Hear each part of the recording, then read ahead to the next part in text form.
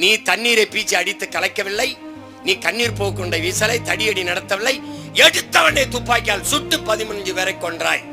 எடுத்தவனை துப்பாக்கியால் சுட சொல்லி உனக்கு உத்தரவு பிறப்பித்தவன் எவன்?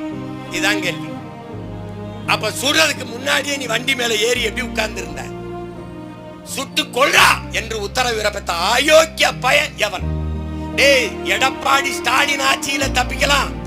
ஒரு நாள் இந்த மகன் பிரபாகரன் மகன் உட்காரும் போது அவன் எந்த கொம்பனா இருந்தாலும் தூக்க வேண்டான எவன்டா உத்தரவு போட்டான்? என் தம்பி அஜித் செத்துட்டான். எல்லாரும் பெத்த தாய் தந்தை கூட பிறந்தவன் மறந்தாலும் இந்த மகன் மறந்து போயிடும் மட்டும் நினைக்காத.